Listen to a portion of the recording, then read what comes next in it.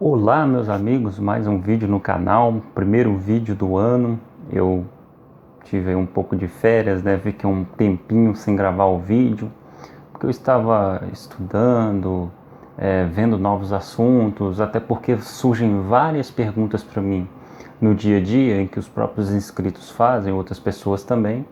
Então eu estudo para poder aprimorar e dar a resposta correta ou mais próxima do correto, vamos dizer assim, né, para pelo menos dar um sentido à resposta. Mas antes de começar o primeiro vídeo do ano, o primeiro assunto do ano, né, eu quero pedir para, se você não é inscrito no canal ainda, se inscreva no canal, me ajude a chegar a bater a meta dos 10 mil inscritos, está quase. Também dê like nesse vídeo se você gostar do assunto e compartilhe para pessoas que possam se interessar pelo assunto também. E deixem nos comentários também se vocês querem que eu faça apenas vídeos de estudos ou vídeo comentando notícias do dia a dia, do cotidiano, ou coisas do tipo assim. Que aí eu posso fazer vídeos quase todos os dias, se vocês aceitarem esse novo formato do canal.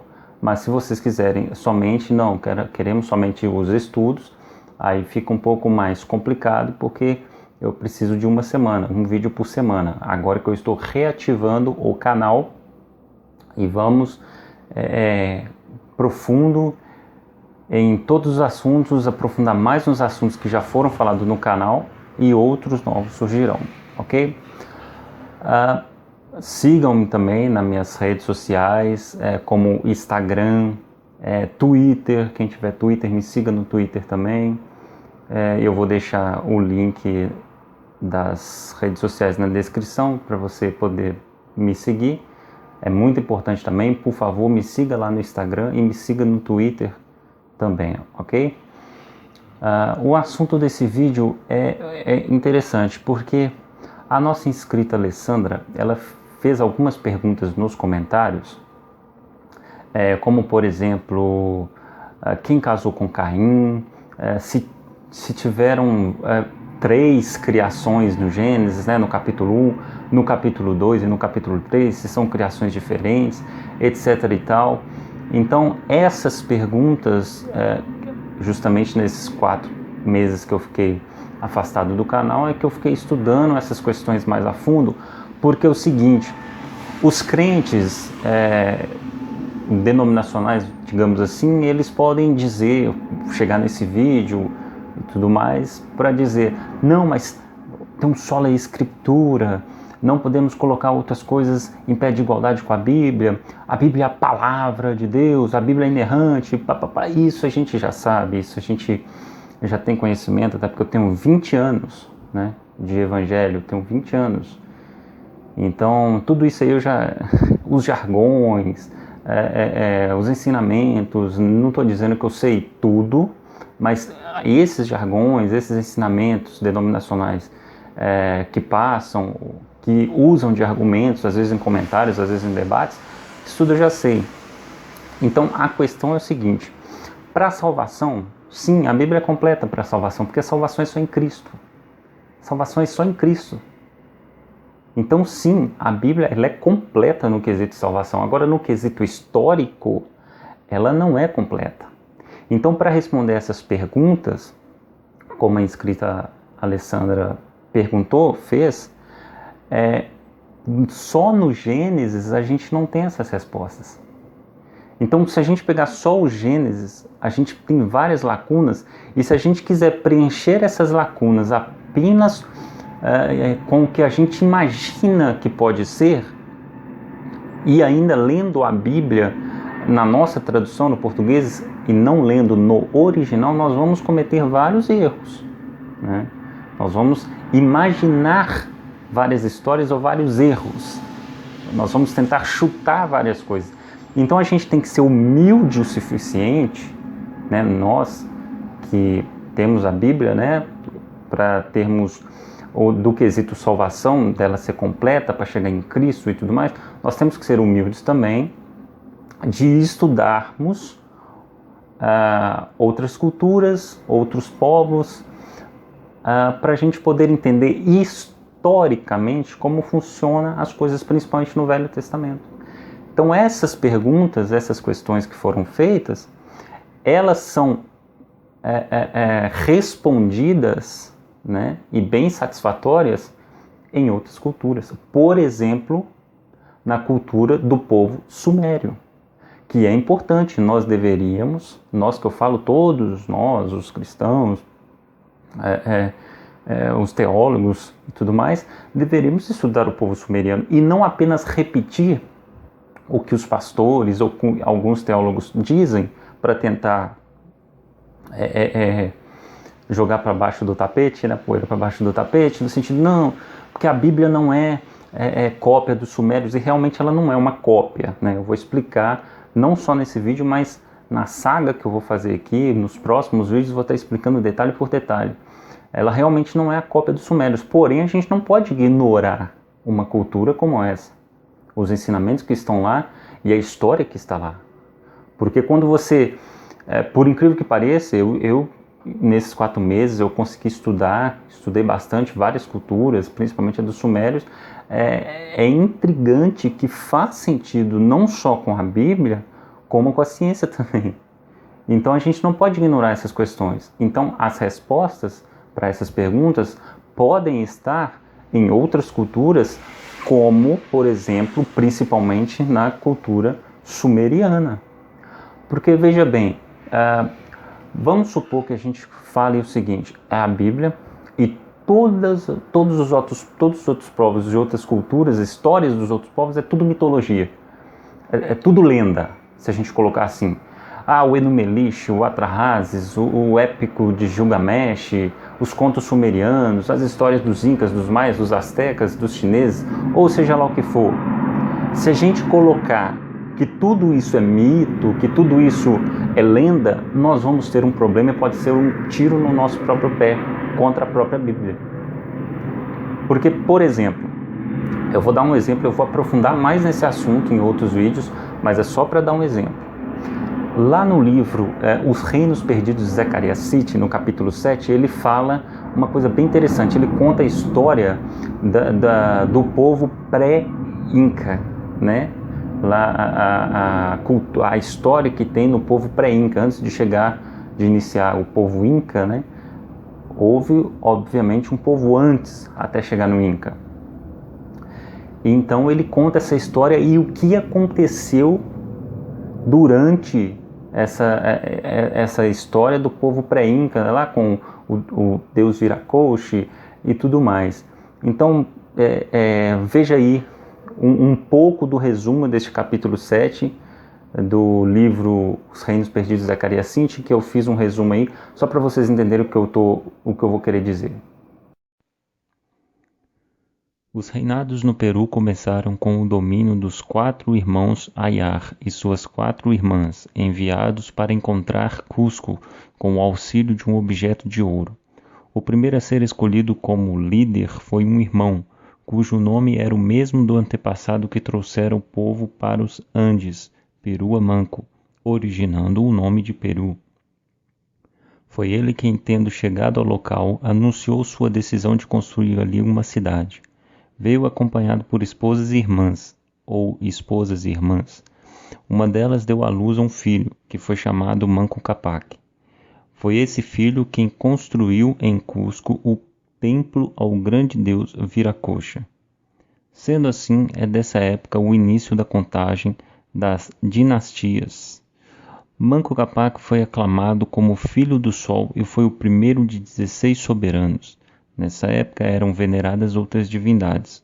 Uma delas era a Mãe Terra, a outra, uma divindade cujo nome significava fogo, representada por uma pedra que fazia profecias. A ciência mais importante da época era a astrologia, o estudo dos astros, a nossa atual astronomia. A arte de escrever em folhas preparadas de bananeira, como na Índia, ou em pedras, era conhecida. O quinto Capac renovou o cálculo do tempo e começou a marcar a passagem do tempo dos reinos de seus ancestrais. Foi ele quem introduziu a contagem de 1000 anos como um grande período e os séculos e meio séculos, equivalentes ao jubileu bíblico. O Capac que introduziu esse calendário e a cronologia foi o Inti Capac Yupanqui, que completou o templo e introduziu a veneração ao grande deus Tigit Viracocha, cujo nome significa iniciador iluminado, criador das águas. No reino do 12º Capac, chegaram a Cusco as notícias do desembarque na costa de alguns homens de grande estatura, gigantes que estavam colonizando a costa e que, possuindo ferramentas de metal, estavam despojando a terra. Depois de algum tempo, eles começaram a subir as montanhas. Felizmente, provocaram a ira do grande Deus que os destruiu com o fogo do céu. Livre dos perigos, o povo esqueceu os mandamentos e os ritos da adoração. As leis e costumes bons foram abandonados, o que não passou despercebido pelo Criador. Como castigo, ele escondeu o sol da terra. Não houve aurora, ou seja, dia, por 20 horas. Um grande clamor elevou-se do povo, que se apressou em oferecer preces e sacrifícios nos templos, até, depois de 20 horas, o sol reaparecer. Logo a seguir, o rei reintroduziu os ritos de veneração e as leis de conduta. No reinado do 90º monarca, o 4º milênio desde o ponto zero completou-se. A essa altura, a monarquia em Tampu Tocco era fraca e ineficaz. As tribos ainda leais estavam sujeitas às invasões dos vizinhos. Os chefes tribais deixavam de pagar tributos à autoridade central. Os costumes foram sendo corrompidos e as abominações proliferaram. Em tais circunstâncias, uma princesa descendente direta dos filhos do sol, uma certa Mama Siboca, anunciou que seu filho menor, tão belo que seus admiradores o chamavam de Inca, estava destinado a reinstalar o reinado na antiga capital Cusco. De uma forma milagrosa, ele desapareceu e retornou em trajes dourados, afirmando que o grande sol o havia levado para ensinar sua sabedoria secreta. Ele dissera para liderar o povo de volta a Cusco. Seu nome era Roca. Ele foi o primeiro da dinastia Inca, que teve um final inglório pelas armas dos espanhóis. Na verdade, todas as civilizações do Velho Mundo possuem lembranças de eras passadas, de eras quando os deuses reinavam sozinhos, seguidos pelos semideuses e heróis, depois pelo reino dos mortais. Um texto sumério chamado Lista dos Reis assinala uma linhagem de senhores divinos, seguidos por semideuses que reinaram durante um total de 432.000 anos antes do dilúvio.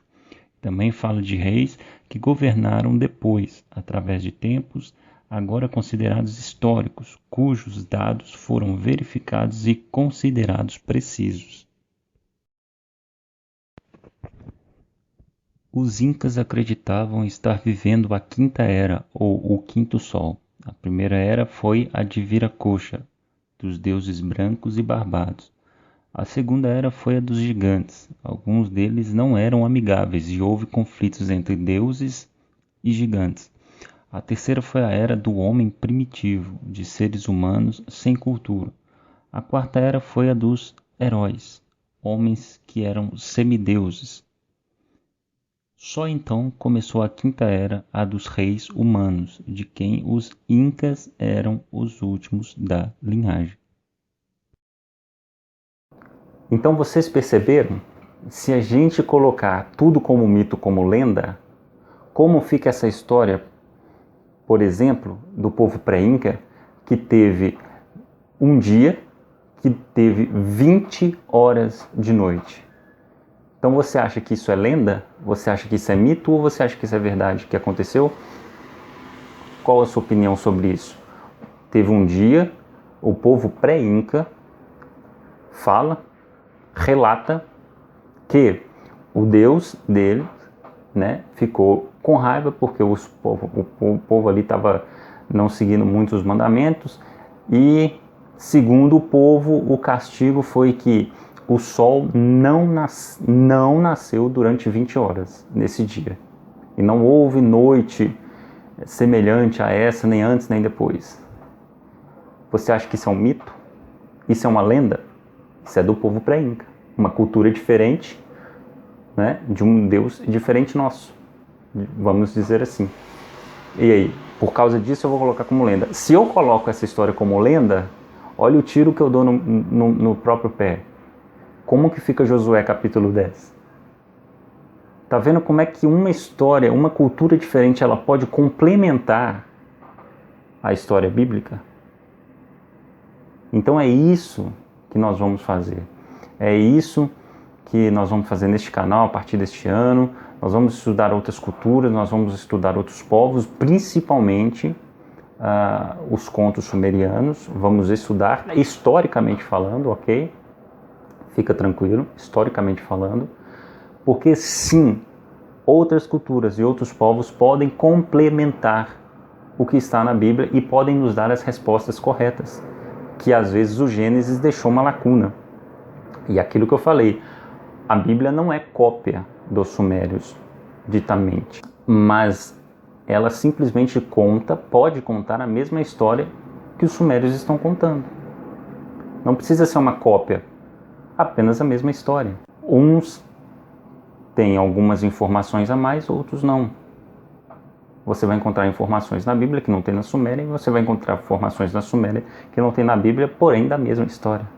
Então nós vamos estudar tudo isso, responder essas perguntas que a inscrita Alessandra fez. Quem casou com Caim, quantas criações são?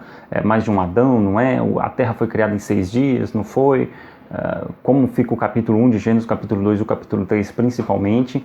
Então todas essas respostas serão dadas nos próximos vídeos. Então por isso, ative o sininho das notificações, o canal foi reativado. Se ainda não se inscreveu, se inscreva no canal, deixa seu like. E não esqueça de deixar no comentário se vocês querem que eu comente notícias do dia a dia também, fazer pequenos vídeos ou só estudos que vocês querem, ok? Então, um forte abraço, vamos que o estudo não pode parar.